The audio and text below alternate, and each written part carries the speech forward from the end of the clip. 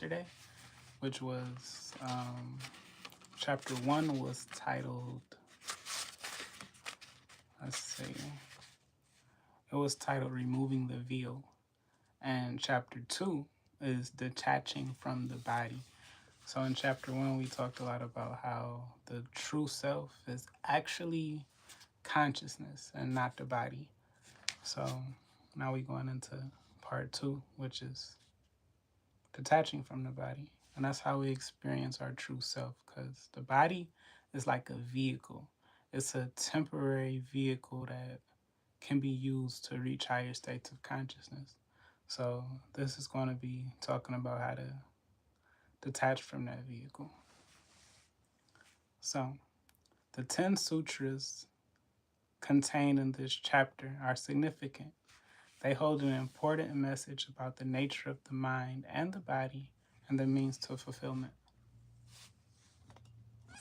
So the first sutra says, Satam Mantra. Mantra stills the mind. We need to still the mind in order to self-realize or unite with God. This is something all important texts of yoga state. The Vigyam Bharava Tantra in verse 15 mentions that we experience the bliss of God within ourselves when the mind is still and free of thoughts. Patanjali's Yoga Sutra states in the second and third sutras that when the mind is stilled, we reside in our natural state. Mantras are special sounds that have the ability to awaken us to a higher reality. Some of the important mantras we heard by the ancient sages. Some of the important mantras were heard by the ancient sages when they were in deep meditation.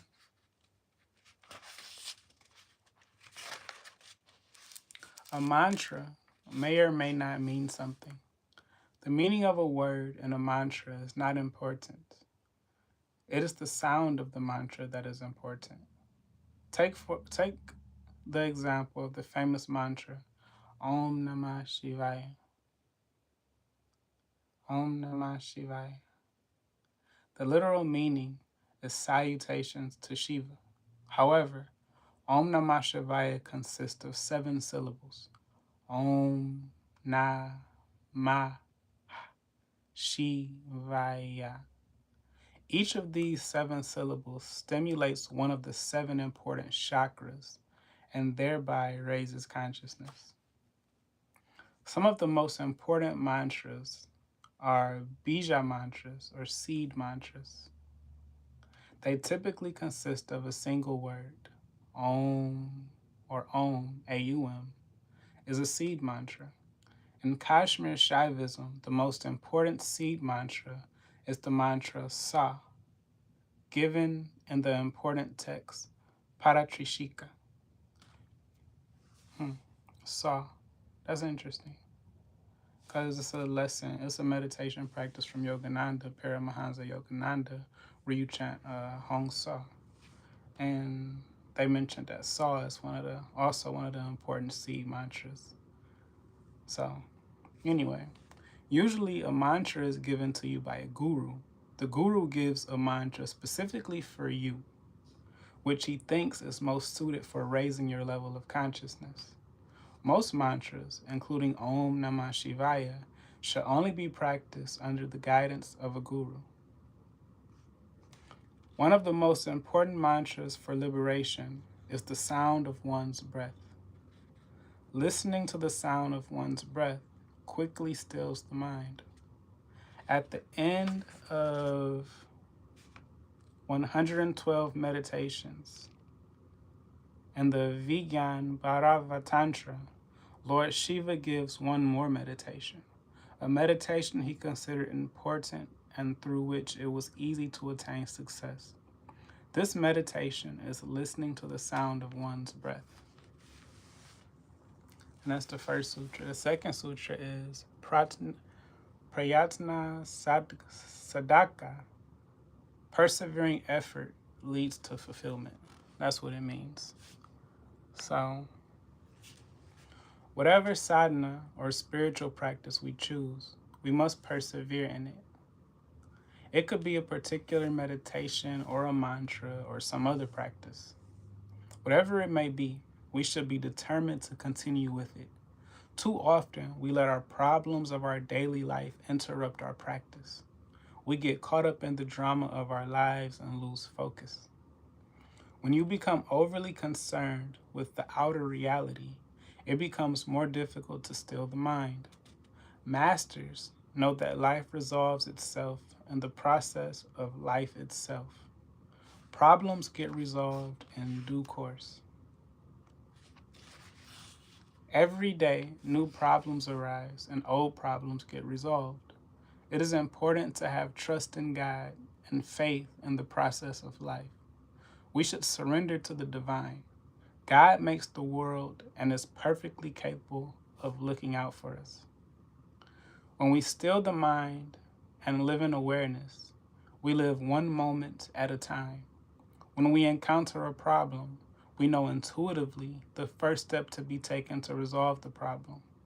Our soul brings us far greater wisdom than our mind.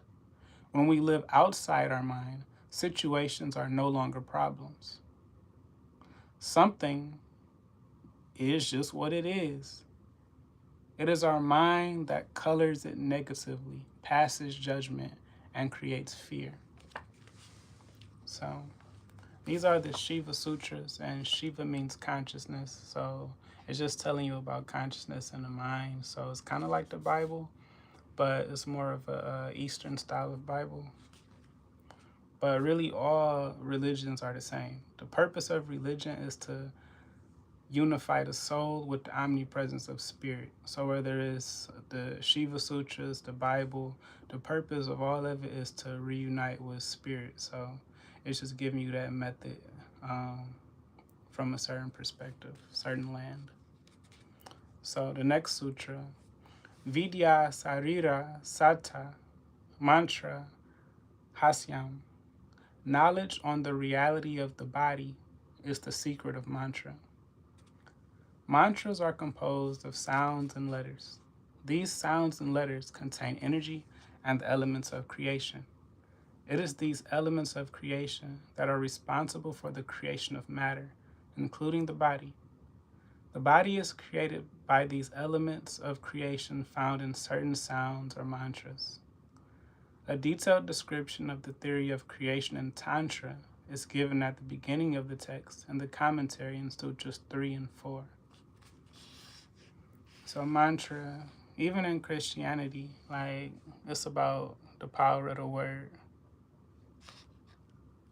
And they talk about the word was God, the word was with God, blah, blah, blah.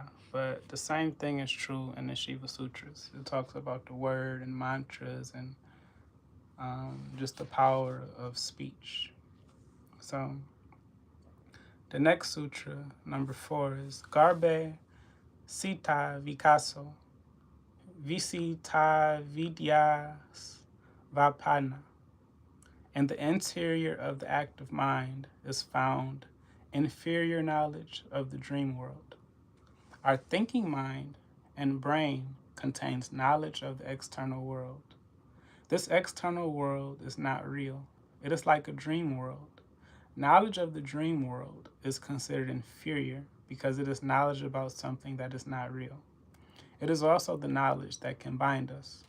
We look at our world with its different forms, and we believe all the forms are separate. We also believe that we also believe that we are the particular form called our body. Our beliefs prevent us from experiencing higher reality. They need to be changed for us to awaken. The next sutra, Vidya Samutane Savabhike Kekari Sivatas Siva Vasta. And what that means is, on raising of knowledge inherent in oneself, one reaches the highest state of consciousness, which is the state of Shiva.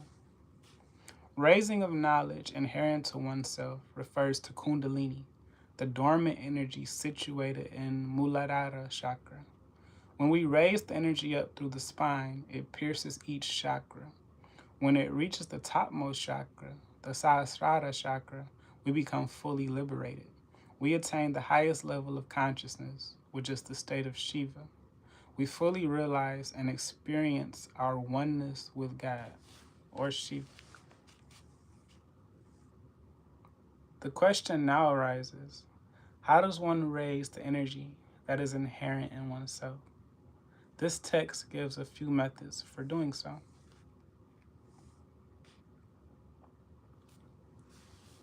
Wait, what is that? So number 6, Guru Rupaya. The Guru is the means for awakening the energy. Number 7 is Matrika Kakra Samboda, for awakening the energy in the chakras.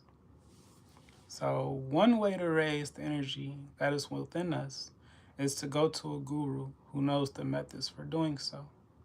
In ancient times, there were always some liberated masters. One had to approach them and request them to accept you as a disciple. Once you become their disciple, they will teach you over time how to raise your level of consciousness and become enlightened. Is it absolutely necessary to have a guru to attain self-realization? Or is it possible to achieve liberation without an external guru? There are some traditions which maintain that an external guru is necessary, and without one will not be able to achieve liberation. There are others who disagree. Ramana Maharshi achieved liberation without the help of any guru. He used to say that the highest guru is the one within us. The role of the external guru is to introduce you to the internal guru. Because we mistakenly think we are the body, we also believe the external guru is their body. Actually, there's only one self or soul within us that encompasses us and the guru. The best thing we can do for evolution is to listen to the self within us. That source within will sometimes lead us to an external guru when it is beneficial for our evolution to learn from that guru. At other times, the right book may be placed in our hands, or a chance remark from a friend may move our evolution forward. It is important, therefore, to never ignore the voice within us or the wisdom within us that comes from the highest source. So trust your intuition beyond all things. Having said that, having an external guru, especially a realized master, can make a huge difference to the speed of our evolution. A guru has walked the path. They have covered territory that is still unknown to us. Having them lead us can be of immense help. When we enter into unknown territory, we can sometimes lose our way. But someone who knows the path will hold our hand and lead us to our destination. It is for this reason this text emphasizes the importance of a guru. Without a guru, we can still attain enlightenment, but it will take longer and take more effort. Maybe. A guru knows the way and can take us more rapidly to a liberated state.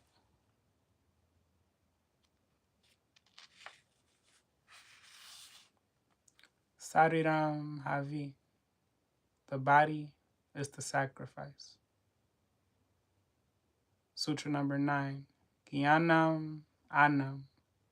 Knowledge is food to be consumed. So, knowledge is food to be consumed, so it's very key to go on a mental diet. What we feed our minds is really more important than what you eat physically, because our mind is like always adjusting to the things that we feed it. So when you wake up in the morning, it's good to meditate. When you go to sleep at night, it's good to meditate, just to sort of cleanse the mind. The type of information that you look at all day is very important. Like, It's very important to be on a mental diet. Like, don't just focus on the things that don't enlighten you, that don't make you feel at ease. Because the two main things are ease and dis-ease. Certain information will put you at ease, other information will put you at dis-ease. The state of dis-ease summons all type of bad things into the body, mainly dis-ease, but the state of ease brings us closer to the divine. So sutra number 10, Vidya Samhare Tadutha Svapna Darasanam. On destruction of this knowledge, one awakens from experiencing the dream state. The three sutras need to be read together. These sutras have puzzled people over the centuries, but when we read together, their meaning becomes clear. One does not physically sacrifice the body. One destroys the idea that I am the body. This is the knowledge that causes bondage. This false knowledge, I am the body, is to be destroyed. This knowledge is to be consumed like food so that it no longer exists. Our identification with our body causes our bondage. These three sutras are asking us to destroy this belief. Once we remove identification with name and form, then all that is left is awareness. We then awaken out of the dream state. The Ashtavakra Gita makes the remarkable statement in its first few verses that if we can set the body aside, give up believing we are the body, and rest in awareness, we will be set free at once. Nasargadatta Maharaj used to say that liberation is never of the person, it is always from the person. It is when we stop identifying with name and form that we become liberated. The Vigyan Bhairava Tantra gives quite a few meditations for removing identification with the body. There is one where you visualize a fire starting from the right toe of the body, rising upwards and destroying the body. When the body is destroyed, there is only awareness. There are others where you imagine the body as like an empty shell with nothing inside. All these meditations raise our level of awareness by changing our beliefs and removing attachment with the body. Chapter 3, Awakening, and this is the final chapter. It's not a large book, and if y'all got any questions, just let me know, type it in. But this is all about consciousness and reaching those higher channels. So the first one is Atma Satam. The individual self is the mind. And this is the explanation. In yoga, the mind and the body together constitute the ego. The mind and the body are connected. You have the physical body and the mental body.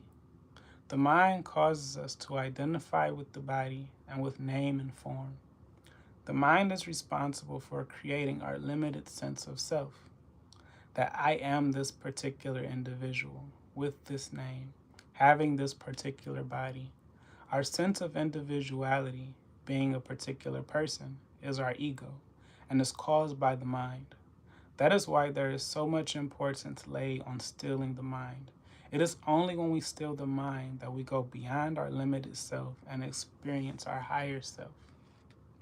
The first three sutras of this chapter should be compared with the first three sutras of chapter 1. The first sutra of chapter 1 says that the self is consciousness. Our real self is consciousness, not our body and mind. The first sutra here says that our individual self is the mind.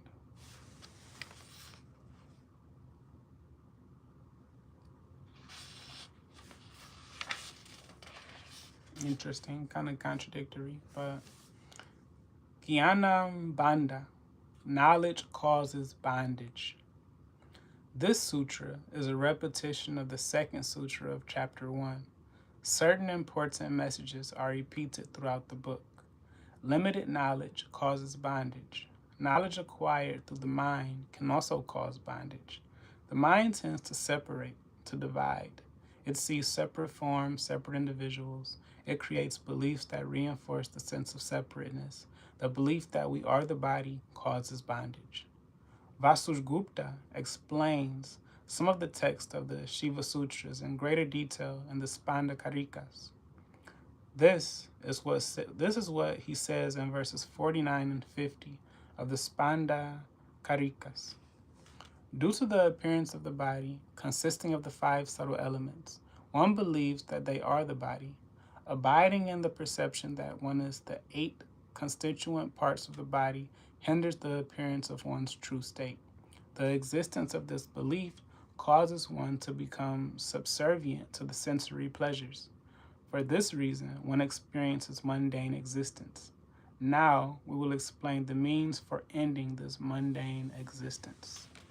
And sutra number 3, Kaladinam Tatvanam Aviveko Maya, which means the illusion is caused by the inability to discern the nature of elements, beginning with the elements of concealments. Explanation.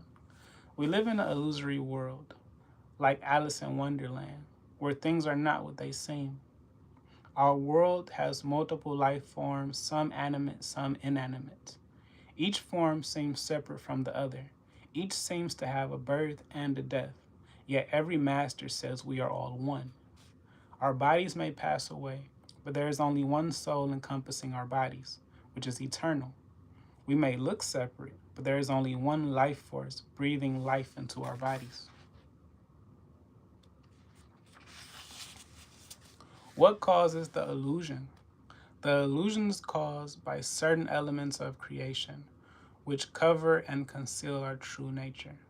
These elements are described in detail in the commentary on to Sutra 3 of the first chapter. The first element of concealment is Maya.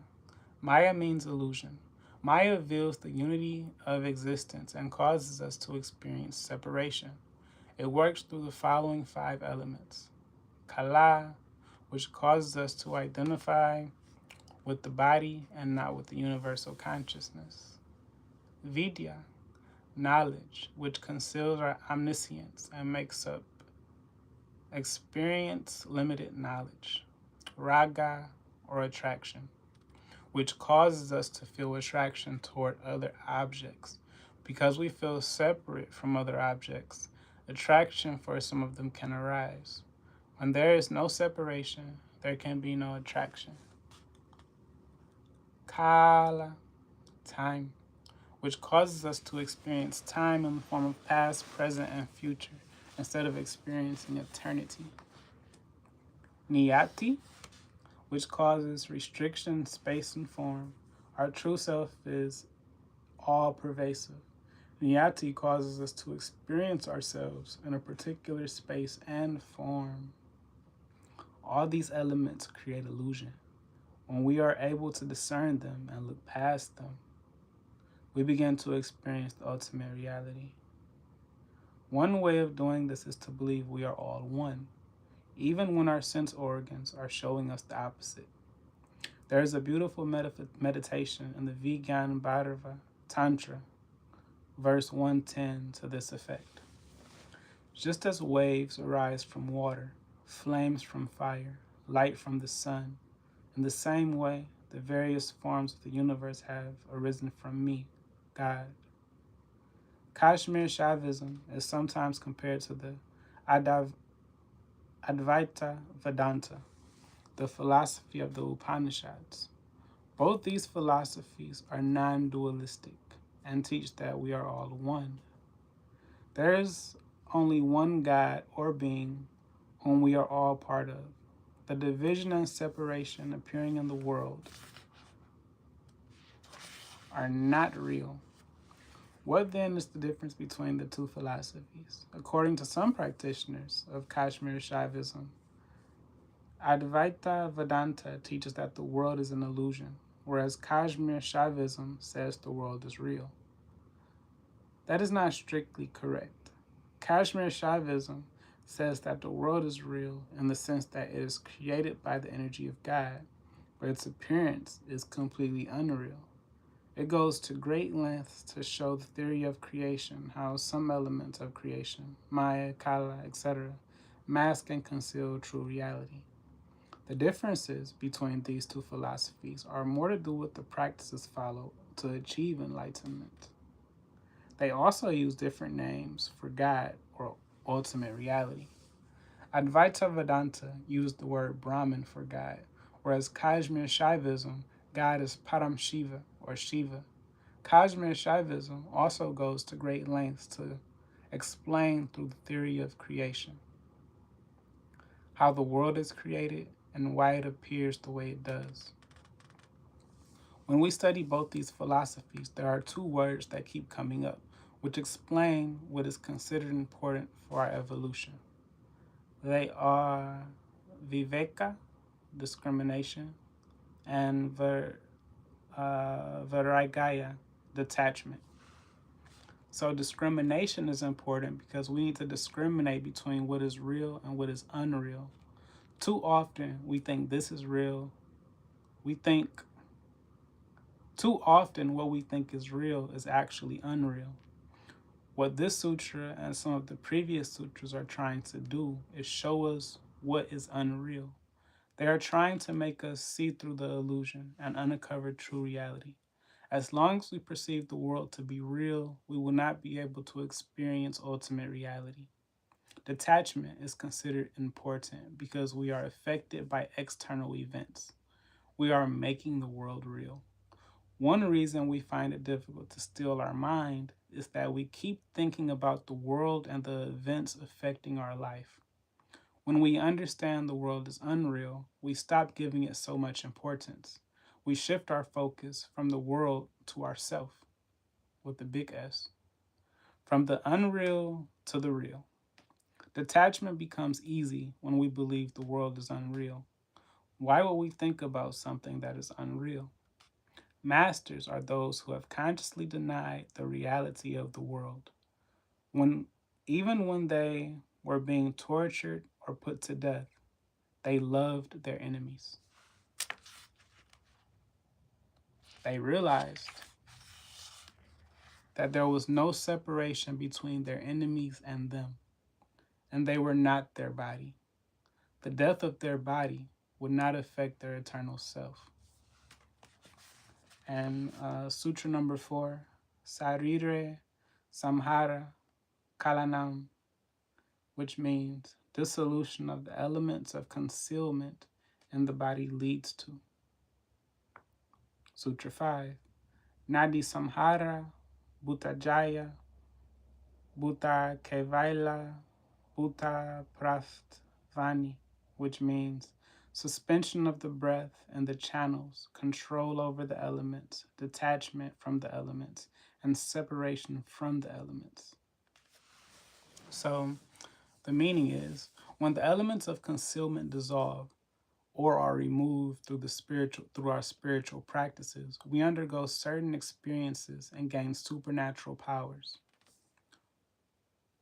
Right, so when the elements of concealment dissolve or are removed through our spiritual practices, we undergo certain experiences and gain supernatural powers. When our consciousness rises suddenly, our breath may get suspended. We may stop breathing for a short period of time. Ordinarily, when this happens, our blood pressure would rise. But when we experience this in moments of enlightenment, there are no adverse effects on the body. We also gain control over the elements. We are able to use the elements and create matter. We become completely detached from the elements and from our body. We no longer experience ourselves as the body, but as consciousness. Sutra 6, Moha Varanat Siddhi. Supernatural powers are due to a veil drawn by delusion. The word moha, used in this and the next sutra, can be translated as ignorance or delusion. Supernatural powers occur due to a veil drawn by ignorance or delusion. The supernatural powers appear just before enlightenment. Patanjali, in his Yoga Sutras, warned that these powers are a distraction and should be ignored. If we get seduced by them, we regress in our development, and soon the powers also disappear. The sutra seems to be saying the same thing. If you get seduced by the supernatural powers, it means that there is still some ego left. You feel special or different by having these powers, and using these powers gratifies your ego.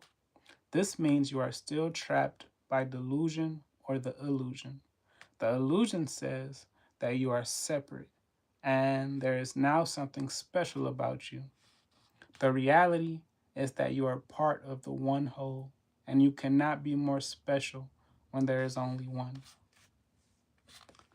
Sutra 7.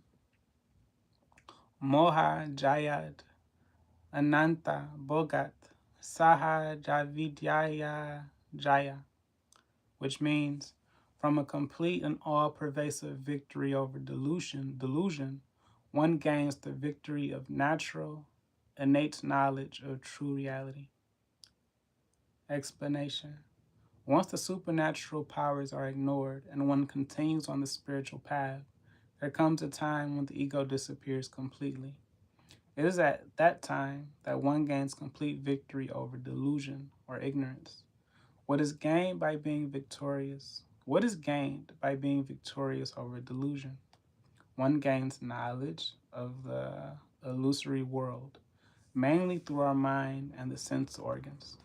Now we acquire knowledge of true reality. This knowledge of true reality is innate in us. It was always there within us. We have only brought it out. It is often said that the process of self-realization is one of remembrance. We had forgotten our true self, and now we remember.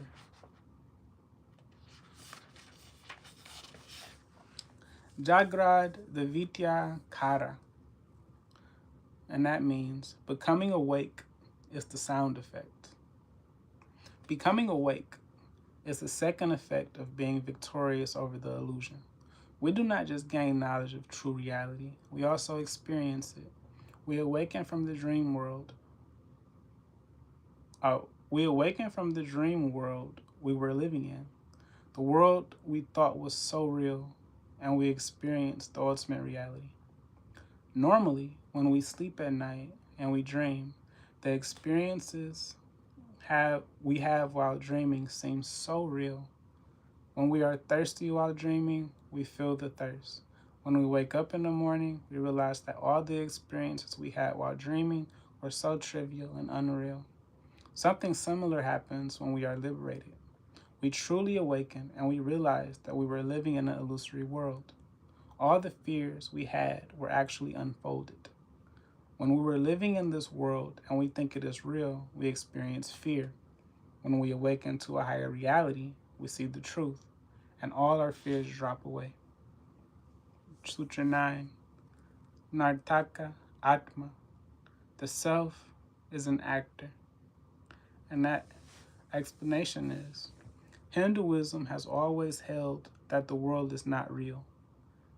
It is a lila, a play, or a sport. You are like an actor on the stage. You have a role to play. Do not get affected or burdened by the role you are playing. Realize that it is not real. You can then sit back and enjoy your life with its various ups and downs. Normally, we are so burdened with day-to-day problems we face. We try to be successful all the time, and when we happen to fail, we get upset. There are some people who even go into depression because their life did not turn out the way they wanted it to. But when we understand that we are like actors only playing a part, and that none of this is real, and none of it ultimately matters, the stress and tension in life disappears. We can then look at certain events in our life and have a good laugh instead of taking them so seriously. We also then understand that the achievements of the body do not matter to the soul.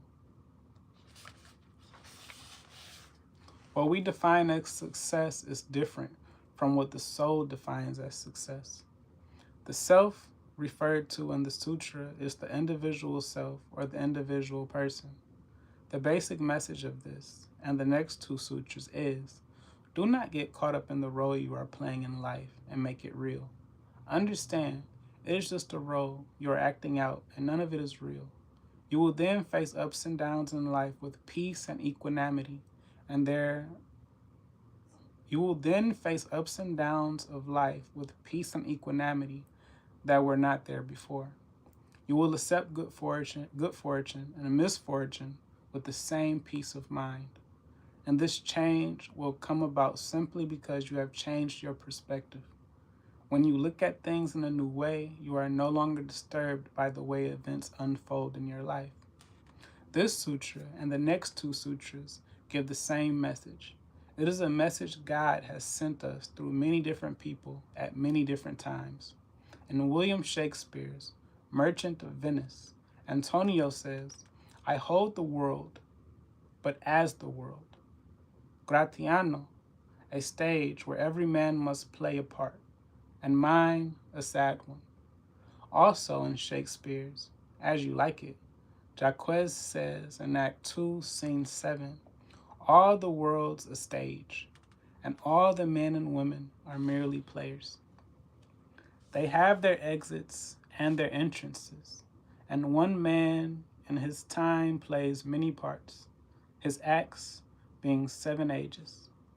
Sutra 10, Rango Taratma. The inner self is the stage. The inner self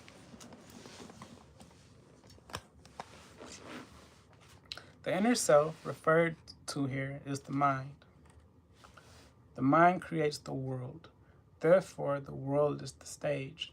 Ramana Maharshi used to say that just as the spider draws the thread of the web out from itself and again withdraws it into self, in the same way, the mind projects the world out from itself and also dissolves it back into itself. When the mind is stilled, the world as we know it disappears. There is a beautiful message in the Neil Donald Walsh Conversation with God, Book 3, that expresses the same message as these sutras. Nothing is painful, which you understand is not real. It is like a movie, a drama play out on the stage of your mind. You are creating the situation and the characters. You are writing the lines. Although we are playing a role in life, not everything is predestined.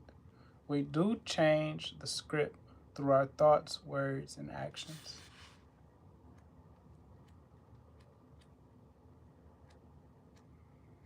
And that's all for today, family.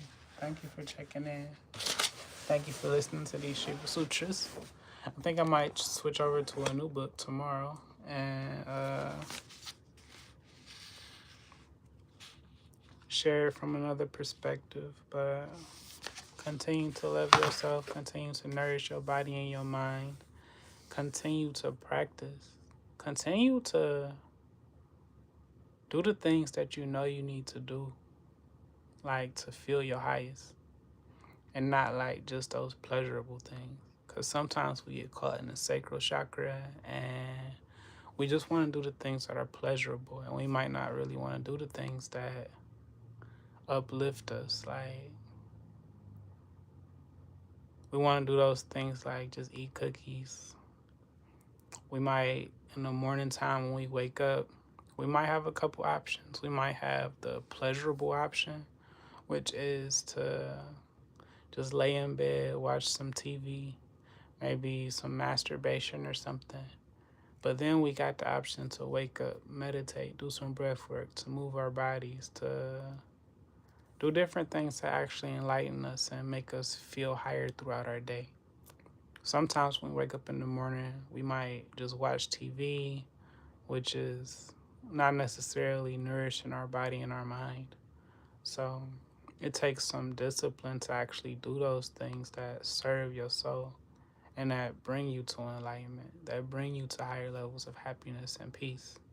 So we got to be strong, because it's so hard to choose those things that actually enlighten us over those things that are pleasurable. And more so just about sense gratification.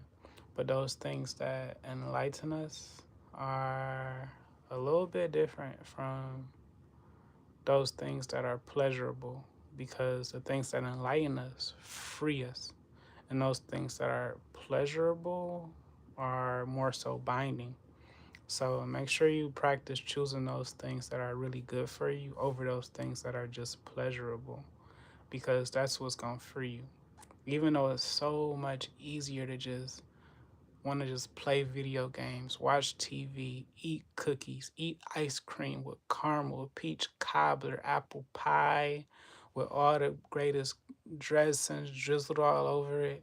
And sometimes it's not as easy to eat those fruits and vegetables that really serve your cells, serve your energy. Even though a lot of that sugar and those sweet things might have their certain effects. So we got to find moderation. We got to really do those things that nourish ourselves. We got to go on a mental diet and actually consume those things that put us at ease. And make sure you're not consuming information that puts you at dis-ease. Consume the foods that put you at ease, that are easy to digest. Like, continue to tap in, continue to love yourself, love others. And I'll check y'all out later. Peace. Namaste.